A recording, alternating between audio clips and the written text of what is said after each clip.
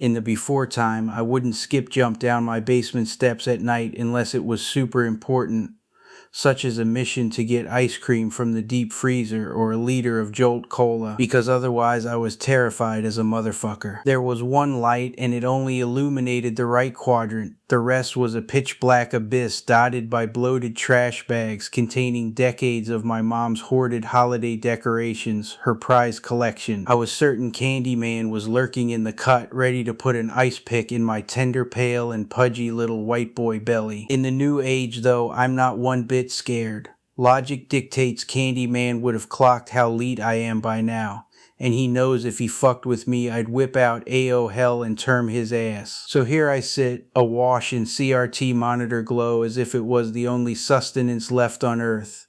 I've been staying up for roughly 30 hours at a time and sleeping for 15, a pattern stretching back to when school ended for summer break. Interestingly, still my sleep pattern in 2026. My Packard Bell is set up in the basement of our row home on Primos Avenue in Chicane, Pennsylvania. It's 3 a.m. on a Tuesday, and tonight is no different, except for one small pivot I'm about to make. I'd recently come across hex editors, and the concept of reverse engineering was fresh in my mind as a potential operating stance. Curious, mischievous, and a little lazy, perfect headspace for this particular evening. I enter a familiar place in my mind, we'll call it the hyperplane. This is where I workshop ideas and make decisions about anything with 100,000 plus possible configurations. In the hyperplane, I can visually enumerate entire quadrants of topological space, using pattern matching and layers of context to collapse otherwise infinite sets into something actionable. I tighten the constraints to things that can be repurposed in interesting or malicious ways, and the first perturbation surfaces: my mom's AOL InstaKiss. Yesterday she'd shown it to me like a trophy, giddy, lit up, enamored. Her fiancé had sent it. She looked like a teenager. If I can somehow weaponize what looks like an InstaKiss, tons of assholes will fall for it. I throw InstaKiss into the KW search. A landing page explains how to send one, so naturally I send one to myself. Once it's open, I right-click and hit View Source, my very first time ever seeing HTML. My eyes dart back and forth between the rendered page and the raw code like I'm tracking a pinball. Pattern match confirmed. This shit has a simple method to its madness. What's the play? I'd recently seen a confirm your identity with a credit card page somewhere, and it crystallizes. I can see some lonely dickhead opening the InstaKiss, heart racing, plugging his card details into my page to prove he's the intended recipient of his secret admirer's love letter. The psychology writes itself. Nobody had ever heard of spam. Nobody had ever been scammed via email, let alone hit on. The naivety was incalculable, and paired with open rates that were likely north of 90%, it came down to a coin flip. Curious enough to want to know who has a crush on you, and in possession of a credit card. Of course, just a password isn't enough to prove who I am. Lots of families share accounts. God forbid someone intercepts my love letter. Now how do I make it functionally work? Resuming forward discipline as I tackle my first time ever seeing HTML. No idea how anything typed into a credit card field gets anywhere, but that sounds like a challenge, not a dead end. First things first, I need to verify the HTML even copies correctly before worrying about routing.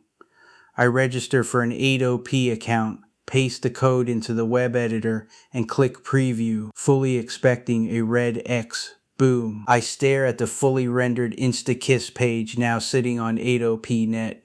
A ruthless little mischief man somewhere in my psyche. Hell yeah, I fucking jacked their page, son. 2 hours in and the visual is perfect, but the buttons don't do shit. I find a form I know works on another page, open its HTML alongside the InstaKiss code, and immediately pattern recognition fires. Both have CGI-bin wrapped near the form fields. Both submit URLs contain it. Eureka. No Google to explain it. Instead, the Hacksaw community. I spam a chat send in PRVB, INT, and IXA. A couple hours later, a guy named VG messages me, explains Perl, CGI scripts, how form data gets routed. Then, what are you using it for anyway? I tell him I'm building a fake InstaKiss to jack credit cards. He's immediately in. Says he's been running similar scams. Offers to partner up and supply a working code block. He's a good faith actor. Sends me credentials to a VB.net account with pages of existing submissions already in it. I plug his CGI script into the 8OP page and send the InstaKiss to myself one more time. Submit the details, refresh VB.net, dopamine rush number 15, the strongest one yet.